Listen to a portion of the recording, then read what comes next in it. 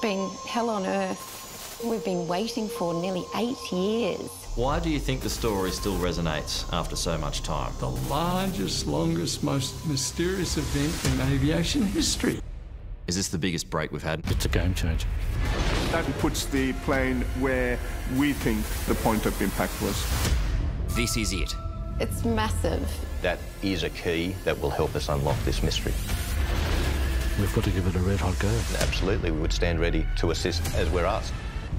If that doesn't say we need to search again, then I don't know what does. We've been investigating the disappearance of flight MH370 for several years now. In 2020, we brought you the groundbreaking report, The Untold Story. Now, nearly 8 years after it went missing, there's been another breakthrough, and potentially a major one: the precise location of the aircraft. Surely now we owe it to the families for there to be one final search.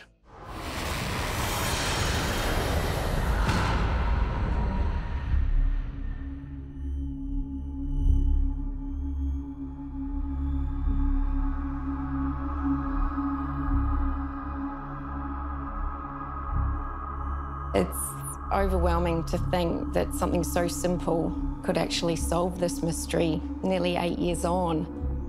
And it's heartbreaking for us, but the fact that something has come about and is so promising, we have to hold on to that, because that's all we've got is hope.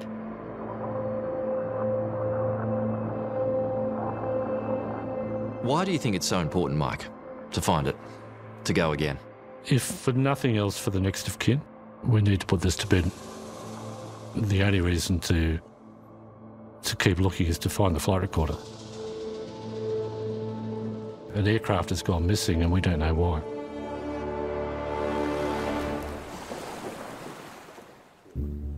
Former Qantas captain Mike Glenn is on a mission.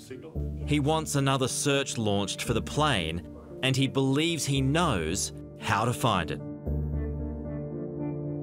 WSPR Whisper, yeah. may help us discover where MH370 is. There's a good chance, yes. I think so.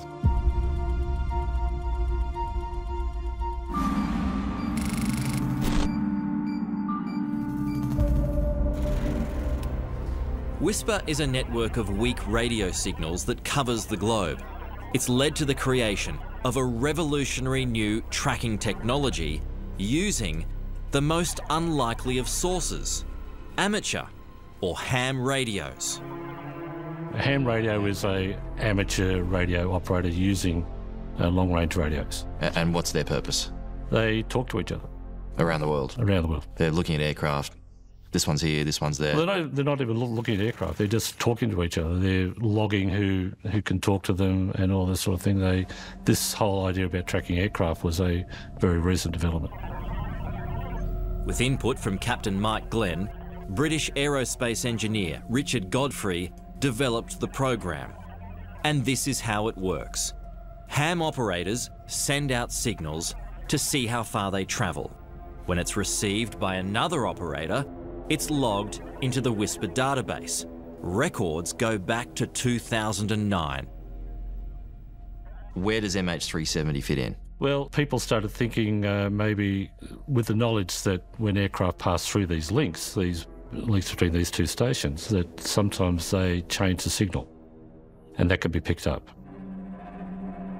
These signals act like tripwires. If an aircraft flies through them, they can then be tracked. And it's precise. The signals are sent out every 2 minutes. This has now led to a much more detailed flight path for MH370, and more importantly, its final resting place. It's the biggest breakthrough for a long time, right? It's massive. It's massive. And look, it's something we've been waiting for nearly 8 years. And, you know, there has been a hiatus with COVID, and which we understand, but it's also given, you know, these experts time to go back, sit down, run the numbers. You know, it's connect the dots at this point. It really just blew my mind. It was have we found it? This is it. This is what we need.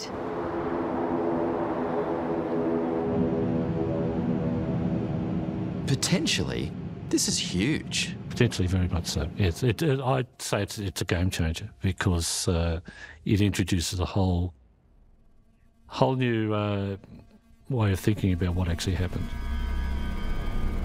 To understand what happened, we need to go back to the beginning, to the launch pad of our investigation into MH370.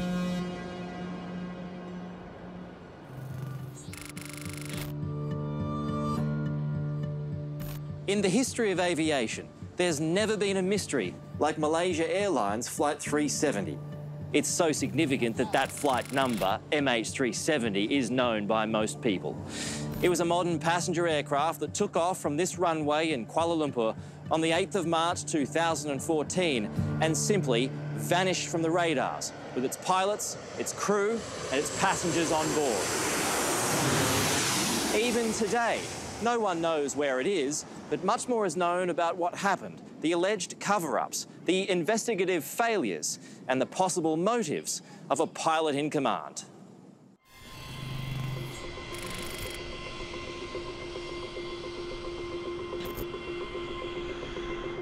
It was business as usual at Kuala Lumpur International Airport. Nothing seemed out of the ordinary. Not the planes on the tarmac or the passengers in the terminal. Among those passing through security, Captain Zahari Ahmed Shah, followed by First Officer Farik Hamid, the pilots of MH370. One a junior, the other a veteran. He has been flying on 777 as a captain since 1998, and he has clocked well over 16,000 flight hours, so a very senior captain. MH370 was 777. It's a pretty decent aircraft. It's a lovely aircraft. So Captain Zahari Shah, he was on a very good airline in a very good plane. Yeah, and he was a type-rated examiner too, so he's at the top of the tree. So a pretty powerful position for him to be in. And very trusted. He had a lot of sway. Yeah. 370, 32 right of takeoff. Nice.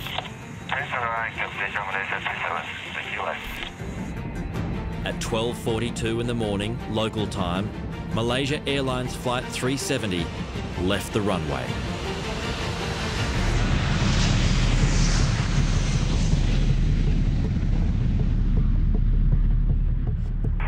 Good night, Malaysia 370.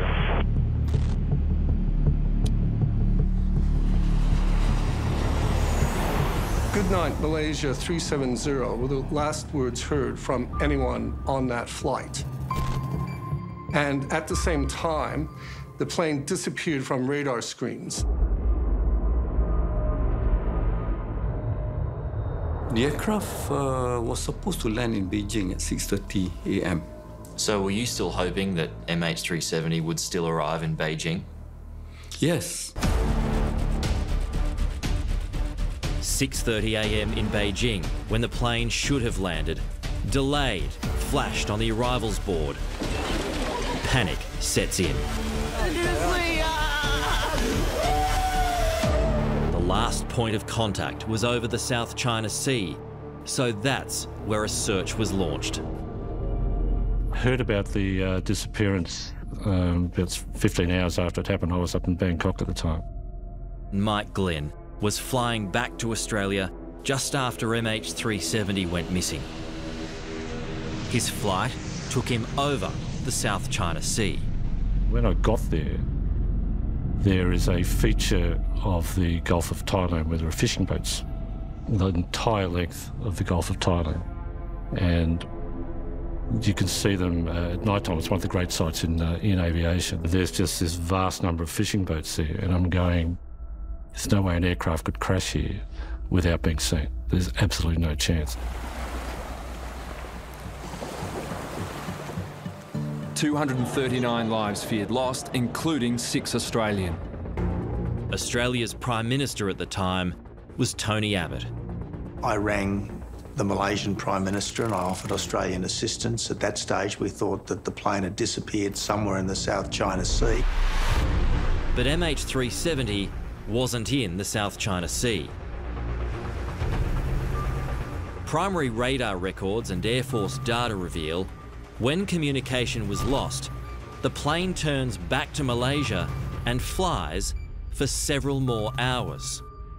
We are reassessing the redeployment of our assets.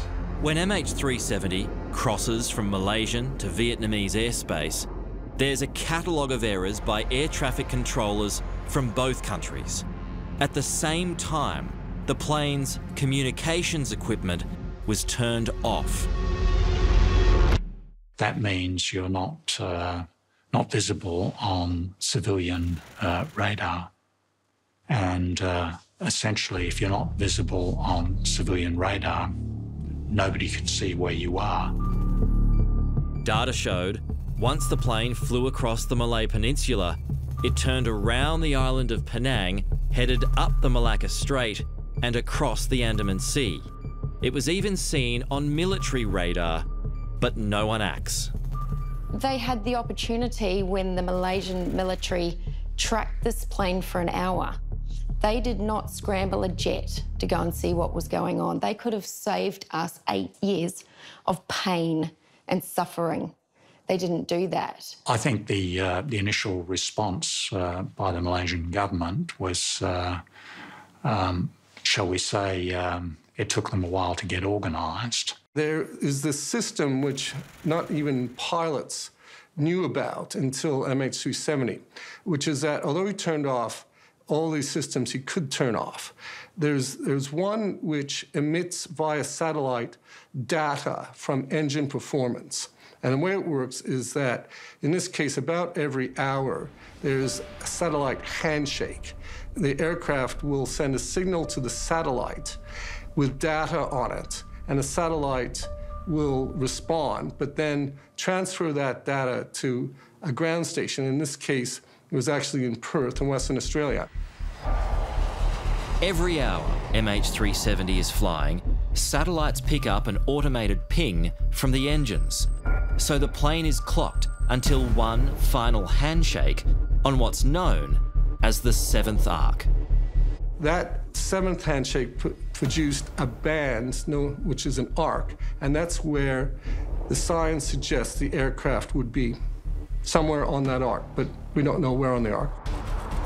Data stopped as the plane crossed the 7th arc, which means that's where MH370 ended its journey.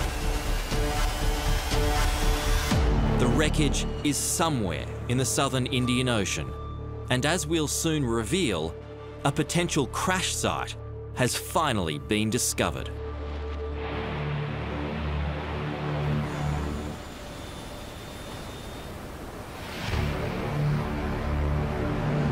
If there is anything down there, we will find it. We owe it to the families of those people to do no less. It would become the biggest search in history, led by former Air Chief Marshal Sir Angus Houston. Here's this jet, on the most reliable jets flying, 777. It disappears, and you have loved ones aboard. Well, what happened? Well, we don't know what happened. Where is it? We don't know where it is. We're searching, we're using everything that's available to us, but we can't find it.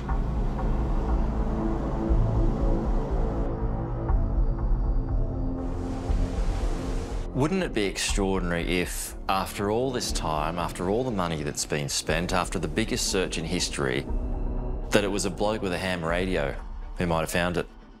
Oh gosh, I know, and I think about that, and it's just been hell on earth living in this, surreal world of this plane going missing. And, at the end of the day, yes, it's been a long time, but at least people have still been looking. That's the big thing. We first met Danica Weeks 2 years ago. She clearly remembered how she found out that her husband was missing. Not from Malaysian Airways, but from a reporter. I got a call from a lady in New Zealand and she asked for Paul. And I said, oh, no, sorry, look, he's on a plane to Beijing at the moment. And she said, so you don't know? And I said, well, no. And she goes, there's been an incident with the plane. Sorry. I'd like you all now to raise your glasses and join me in a toast to my beautiful bride, Danica. Paul Weeks wasn't meant to be on MH370. He was on his way to Mongolia to work in a copper mine. First stop, an induction course in Beijing. This is a home video of Paul with his 2 young sons the day before he left. At first, he was booked on Cathay Pacific, and it was only a day and a half before he got on the flight that it changed to Malaysian Airlines. What was the last thing he said to you? When he was heading off to Mongolia, he said, look, I can't wear my wedding ring and watch on site. Obviously, they're not allowed to, working with big machinery. And he said, so I want you to keep my wedding ring and watch and give the ring to the first son that gets married and the watch to the second son. And I said, oh, don't be stupid, you know, you're going to be fine. You'll go there, come back. That was 8 years ago. 8 long years of not knowing what happened to her husband. 8 years of not knowing where he is. 8 years of hoping that one day she will finally know. Now there is hope. A potential crash site. We've spoken about this in the past, haven't we? These kind of moments of false hope that come along the way where, oh, maybe it's found, no, it's not found. Maybe it's found, no, it's not found. And here we are again. So how does this one compare? Well, yes, along the way we have, you know, been through so much, and it's been a real roller coaster of hope and dashed hopes. And so I made sure that I read through this and understood it before I put any energy into it. And everything I've read is just so amazing, and it's just what we've wanted. I get goosebumps. I'm excited. I know it's crazy to say, but we've just never felt so close. And the time has been there to really get this information and you know, trace this plane. And I feel that this is it. I feel this is it. Coming up. When you ditch a 175-ton aeroplane, that's a massive impact. The plane most likely would have flown further south. Are you inclined to believe that? There is credence to this new theory. He must have been talking with someone. It's just a complete cover-up.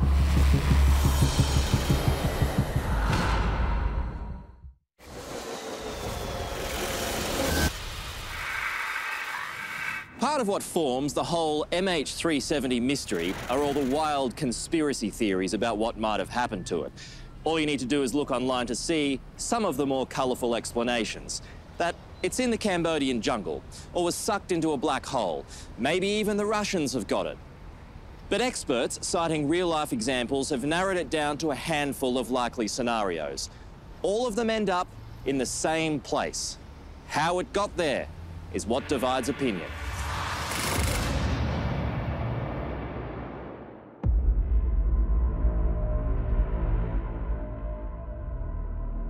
My theory is what's always been is that it was the captain who was responsible. It was done probably as a political protest. Captain Zaharie Ahmed Shah was politically active and a distant relative of Anwar Ibrahim, the country's opposition leader, who was convicted of sodomy a day before the doomed flight.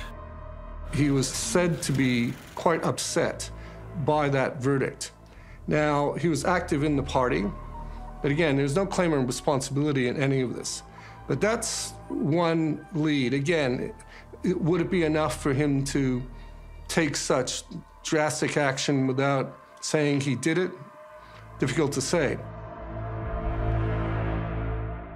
If you go through Zaharie's Facebook posts, very politically active, very anti-government, so there's a case to be made there. Captain Zaharie was a 53-year-old pilot with 18,000 flying hours. He was a married father of 3 adult children and a grandfather, known as Ari to his friends and Uncle Ari to his many nieces and nephews. Hi everyone, this is a YouTube video that I made as a community service. In his downtime, Captain Zaharie also made videos for his own YouTube channel. In the background here is his home flight simulator. Is it possible that he hijacked the plane and killed those people? I absolutely don't agree with that. Why? I don't see him as a person who could do that. But the just-released whisper tracking of the plane suggests otherwise.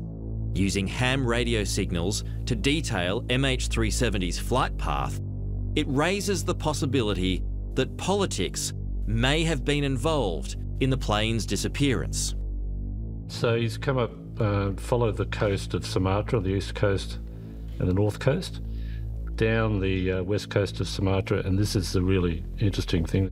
That is a holding point or a holding pattern. According to the Whisper flight path, at 12 minutes past 3 in the morning, 2.5 hours after takeoff, MH370 went into a holding pattern. How can you tell that? Because there's a loop of the shape. Yeah, if you see it larger. Wow. So it's a 22-minute holding pattern. Wow. There's no reason to do that. And you have to be manned to do that. Normal aviation, you would think so, yeah. There's been a holding pattern that's basically accounted for some 22 minutes of flying, which would take it off the previous endpoint. Reduce the distance it could go south. And this is all according to Whisper? Yes. Only the plane's flight recorder will tell us if MH370 did go into a holding pattern. What do you think was going on for those 22 minutes? Possible negotiation between maybe someone on the ground acting in concert with Captain Zaharie, who I believe was responsible. And I think you've got to take into account that his political hero, Anwar Ibrahim, was locked up 5 hours before they left. If I had to speculate, I would say there's a negotiation going on there. You have a new election, you resign, telling maybe Najib that he needs to resign. So that's a possibility. The data points on the Whisper technology that's come through shows that there was a 22-minute holding pattern that was undertaken by the plane. How did you react to that? It was overwhelming, really, because what were they doing in that 22 minutes? And was there negotiations with the pilot? We should be told about it. We should know what happened in those 22 minutes. Were the passengers even alive then? Maybe they were, maybe they weren't. Who knows? Was there an onboard fight with the pilots and the passengers? Was it another September 11th? I don't know. But 22 minutes is a long time to be going around in circles. He must have been talking with someone. It's just a complete cover-up. If that holding pattern was not there, let's say, the plane most likely would have flown further south. So that holding pattern actually then puts the plane where we think, from the oceanographic evidence, where the point of impact was.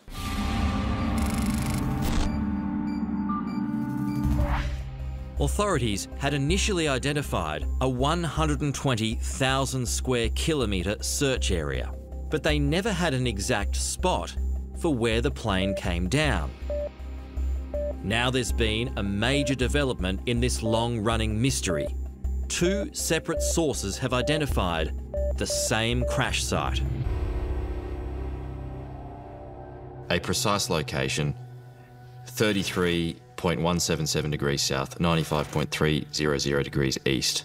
Are you inclined to believe that, or have you got another point in mind? I've seen no reason to disbelieve it. Whisper. Is this the biggest break we've had in a while? It's the only game in town. It really is. There's nothing else happening. I think it's been shown from the tests that we did that it can be used for this, and I think we've got to give it a red-hot go. The potential search site is actually not that big. It could be done in a few weeks. How does it affect the eventual crash site? It brings it further north, and it brings it to the area that Professor Charry of the University of Western Australia said should be looked at. That professor was on the money. Yes. From the early days. Very much so. Charry Pattiarachchi is one of the world's leading oceanographers. He's also a professor at the University of Western Australia.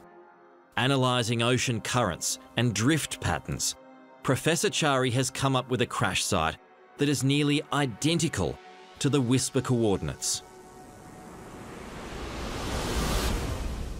So, Professor, after all this time, when it comes to where the wreckage of MH370 is, you might have been right all along.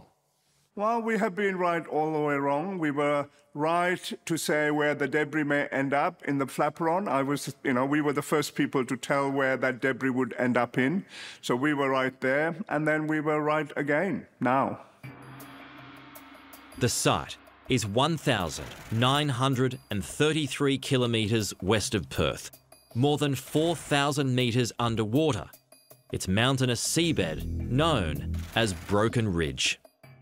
Despite making this finding just 6 months after MH370 went missing, the professor was never invited to take part in Australia's search efforts. Why on earth didn't they ask you to be part of the process in the beginning, Professor? It's very hard for me to answer that. They said that they didn't know I existed, which is probably not correct. But there are lots of contractual things that goes on in, as you know, in government organisations. They appear foolish now. Oh, absolutely.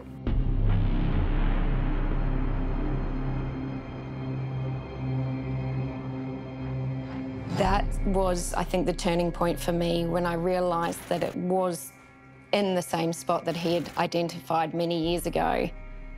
And I think that's what gave it ground for me, that I think this is it. It backed it up. It's not just, pie in the sky stuff. It's, there's a lot of other theories or, positions where it could be. But this one we have two, and if that doesn't say we need to search again, then I don't know what does.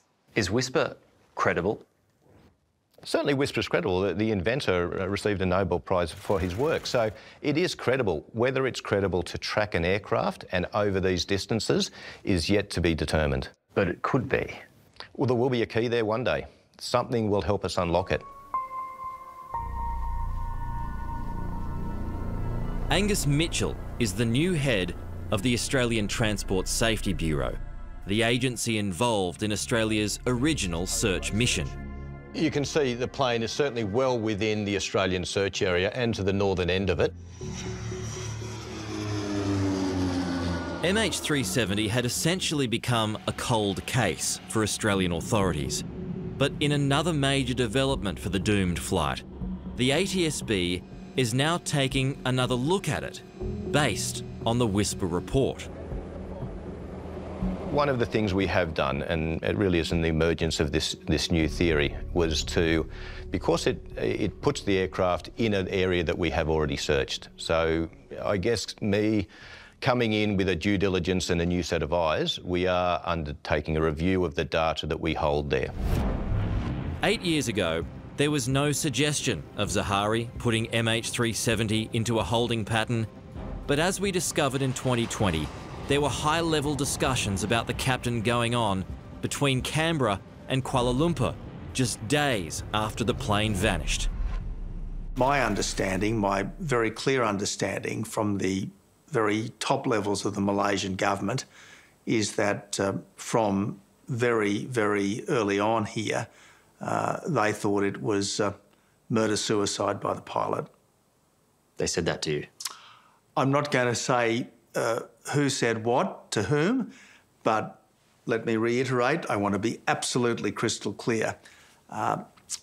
It was understood at the highest levels that this was almost certainly murder-suicide by the pilot, mass murder-suicide by the pilot. How long after the plane disappeared did that information become clear to you? Within a matter of a week or so. Despite this revelation, the Malaysians refused to name or blame Zahari. I wish to be very clear. We are still investigating all possibilities as to what caused MH370 to deviate from its original flight path. In 2018, Malaysia released its final report. The team is unable to determine the real cause for the disappearance of the MH370.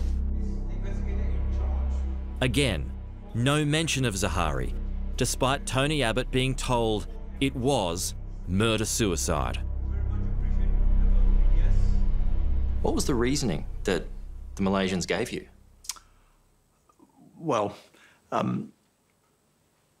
it was crystal clear to me that they had a very clear understanding that this almost certainly was what had happened. If that's true, then that would have to point to some kind of cover-up. Look, that's not my assumption at all. And I've read all these stories that the Malaysians allegedly didn't want the murder-suicide theory pursued because they were embarrassed about one of their pilots doing this. I have no reason to accept that. I also met with the Malaysian Prime Minister's wife a month after this happened in Perth, and she alluded to the fact that she believed that the pilot had taken the plane. Now, I got threats on Facebook about how dare you say that, that didn't happen, you know, you're putting words in her mouth. And then for our Prime Minister to come in and say he knew, I was fuming, absolutely fuming. Because what were we waiting for? What were we hanging our hearts out on every day? Every day we'd wake up saying, is today the day they're going to find them? And here's the Prime Minister sitting there knowing, and the Malaysian government knowing, that it was a murder-suicide by the pilot. So what was it all for? Do you still have that feeling when you wake up in the morning? Is today the day they find them? No, not so much now, because we're not searching.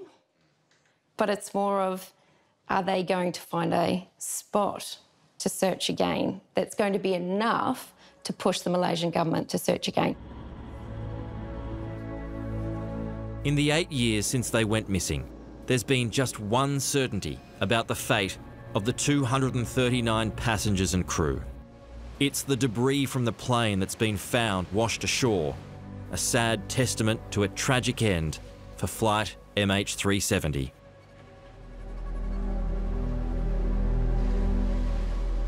When you ditch a 175-ton aeroplane into a 4-metre swell at 250 kilometres an hour, it's going to break up. It's probably going to break a wing off. It's certainly going to break open the fuselage. I mean, that's a massive impact. Following the stricken flight, it was Professor Chari who successfully mapped out the locations for much of the debris that's been so far recovered. Well, how many pieces of the wreckage have now been found, Professor, because of your help? In total, there has been 33 pieces of debris that has been found. have not been confirmed to be MH370, but most likely would have originated from MH370. And 23 of them we have accurately predicted. So basically, your information is good. Yeah, we have confidence in that, obviously. Was it a mistake not to have Chari Partirachi on the team from the get-go? I think you're asking questions of me that occurred 5 years before I joined the agency. I do know at the time there were experts from Boeing, from Inmarsat, from the DST, from the CSIRO, from Geoscience. This was not a case of a couple of people sitting making assumptions. Could you use them now? Well, I guess we need to wait and see whether or not there is credence to this new theory. And then it will be something really for the Malaysian government to consider if we reach to that point and there is a request to Australia. So there's a long road ahead of us before we even consider something like that. If the wreckage is found, what is it going to be amongst? Well, we are talking at water depths about 4,000 to 5,000 meters, so 4 or 5 kilometers down. And it is a very rugged, with lots of mountains, if you like, underwater mountains, volcanoes, big cliffs, ravines, etc. So we're in an area which is very close to the edge of what is called Broken Ridge, and that's a 1,000-kilometer underwater mountain range. Very, very rugged.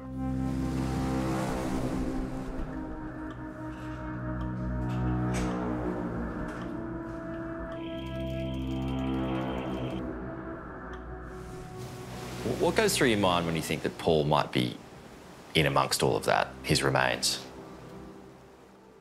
Look, over the years, I really hope to be able to bring him home and have something, to bring home for us.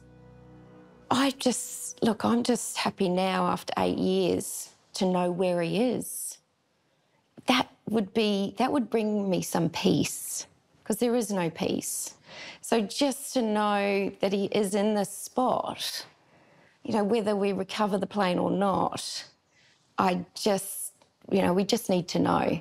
Finding something and knowing where they are will give us a step towards that peace. Coming up. It was a considerable search zone. It's the largest in history. And what that's proved is where the aircraft is not. We know the truth. They knew what they were telling the press very early on was incorrect. In your heart of hearts, do you think it will be found? I do think it will be found.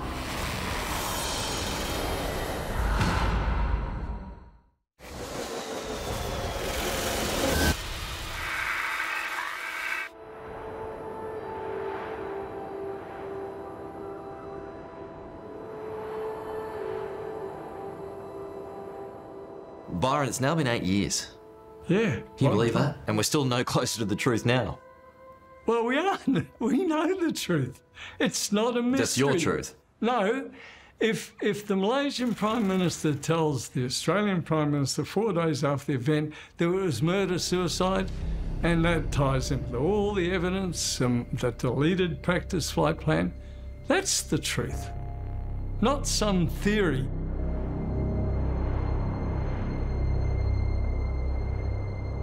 We rule out a ghost flight. Didn't happen. Didn't happen. No. In 2014, the then Transport Minister and the Australian Transport Safety Bureau based their search on what's known as a ghost flight or death dive. That assumes that the pilot is dead and that's why the plane crashed. Left engine shut down. 2 years ago, in a 777 simulator, a plane he used to fly, the former Emirates captain put us into a death dive. 570 knots, that's about 1,000 kilometres an hour. This is going to hurt. The plane's design meant it would corkscrew, increasing speed until it plunged into the ocean. So you can see the sea coming up. Oh, I hate the visuals. That's it. So that's a big crash. horrendous. You would have exploded into millions of bits. To this day, Byron Bailey maintains the search zone was wrong. That's because he says it wasn't a death dive. Instead, he believes Captain Zaharie was alive and glided the plane as far as possible south. That puts Byron's crash site below the search zone. All the evidence points to the fact it was ditched, and I'm sure the captain, brilliant captain as he was, brilliant pilot, was trying to ditch the aircraft in as far south, remote location as possible. My concern in this case, for those who say that the aircraft crashed in a so-called ghosted flight, they made up their minds near the start that this occurred. So they're looking for supporting evidence all the way along the line to collaborate that part. Sometimes it's convenient to turn your back on something as far as governments are concerned. What are you referring to there? Countries are very protective about their own organisations, airlines, reputations, etc.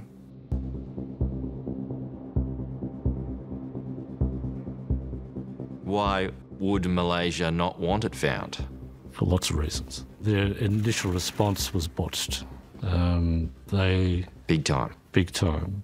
They knew what they were telling the press very early on was incorrect. Even Tony Abbott told us that his conversations with the Malaysian leader, he knew it was murder-suicide from the beginning. Yeah, and that's very embarrassing, particularly if it's done for a political reason. The fact that there may well be a mass murder event by a Muslim pilot. Yep. That comes into thinking, perhaps. Perhaps, yeah, that's very embarrassing too. It goes against the whole narrative of the country, really.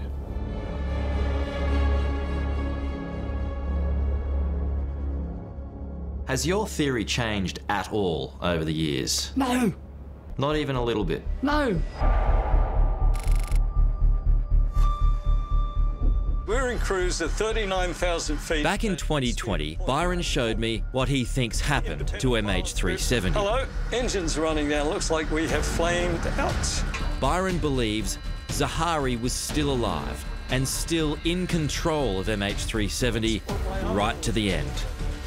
Okay, I'll start to flare now. And then we hit the water. We are dead. So do you know where it is? Yeah. Where is it? Latitude 3910, southeast 8818. If Byron's right, this is it. Just outside the search zone. That's very specific. Yep. What if you're wrong? Well, let's just say the ATSB, as part of their searching 40 miles either side of the arc, came within about 30 kilometres of where we reckon the aeroplane ditched. If I'm wrong, then it means the aeroplane's probably been taken by aliens or is sitting in a hangar somewhere in Kazakhstan. Byron Bailey's crash site is 920 kilometres southwest of the Whisper crash site. That's about an hour's flying time in a 777 jet. Byron Bailey, he has been a critic of the ATSB for a long time now. His view is that the crash site was always in the southern part of the search zone, just outside it, as a matter of fact. Is he wrong? As I said, there are a number of theories here. All of them do have elements of truth, and all of them do have elements of evidence attached to them. Until we find the plane, until we can decode, in the event that we can find it and decode what's on board there, those are questions that are going to remain unanswered. Part of the problem is that people say, well, it's north. Well, no, it's east. No, it's south. Which one do you choose? Well, that's right, and that's why when they undertook this search, it was looking at the totality of information, and it was using the best expertise around the globe that they had at the time, with the technology they had at the time, to make the best assessment of where the plane most likely went in, and then that search zone expanded, and it was a considerable search zone. It's the largest in history.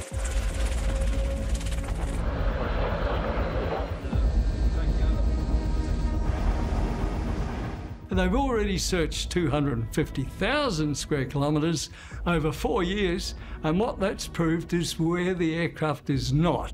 We know where it is. It's never been an accident. Nearly 8 years on, and Byron Bailey is as passionate as ever about MH370. So much so that he's pushing for an inquest. 238 people were murdered. Including Australians. Yeah, 6 Australian. And I wrote requesting a coronial inquest.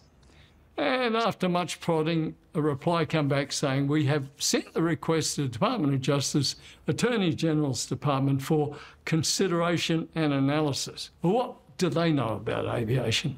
Anyway, eventually the reply came back after Tony Abbott had mentioned about the murder-suicide in the 2020 documentary. And the reply said, we need further information. So I said, but isn't the fact that a former Prime Minister says there was murder-suicide committed, isn't that enough information? Never heard another word. You're quite obsessed with this case, it's fair to say. Oh, yes, absolutely, because... Why don't you give up? No, I'm backed by a lot of people worldwide egging me on, saying, keep going, we need the search to be restarted. That's why I'm here. We want the search restarted in that small area that the Australian Transport Safety Bureau refused to go that little bit further south when they could.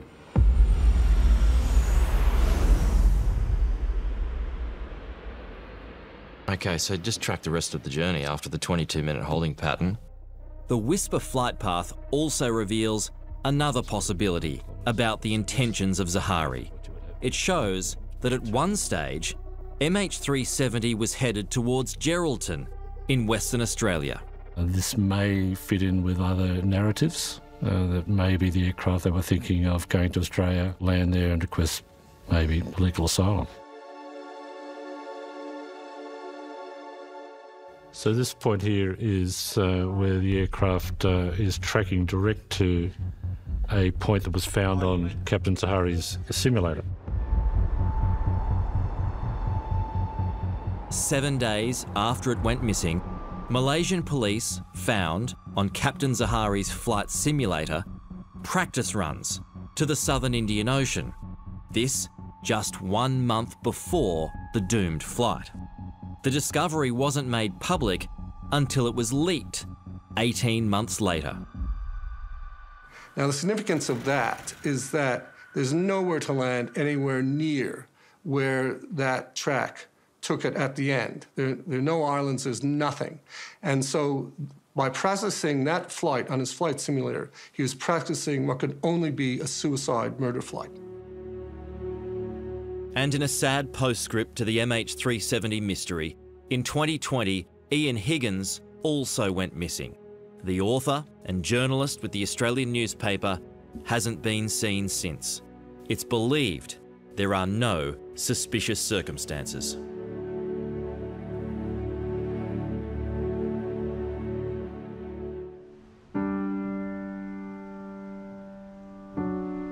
When we last caught up with Danica Weeks, there was a new man in her life, John. So, John, bits happened since we last spoke. Got married, how's it all going? Good. Yep. No dramas yet? Of course. No. Always dramas, but we've always come back together. That's good. Yeah. As Danica told us back then, and as she'll tell you now, John is her rock. You've watched the journey and continue to watch the journey, the mental journey, I mean. Does it get easier at all? No. Still there? Yeah. It's still there? Of course it is, yeah.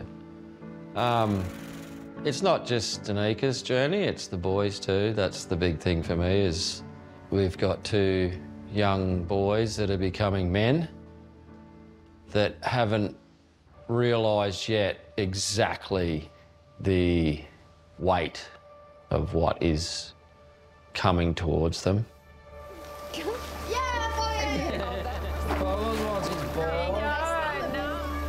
The last time they saw their father, Lincoln was 3 and Jack 11 months old.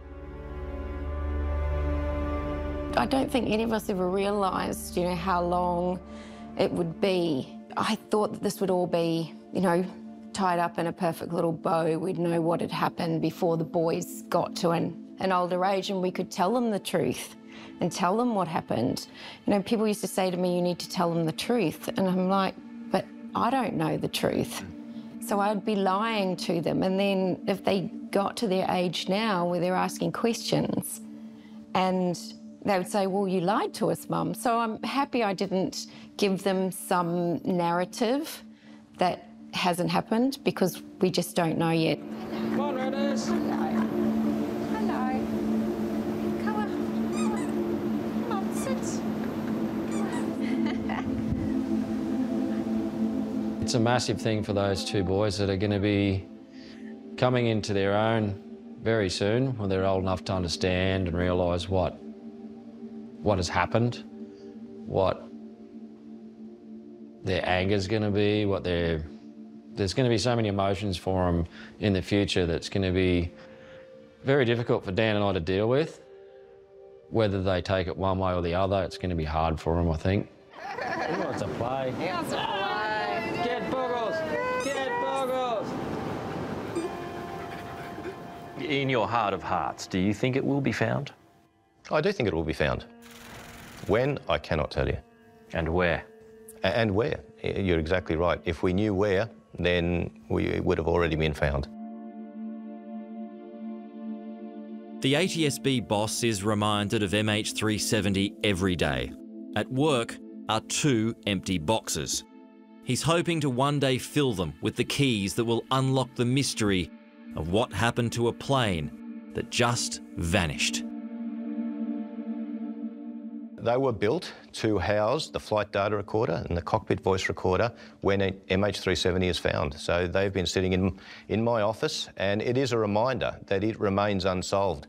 One day it would be great for them to be full. At the end of the day, everyone, from the families to the investigators that were part of this team, to the worldwide aviation community, to those who travel on planes, want the answers to MH370. And equally, so do I.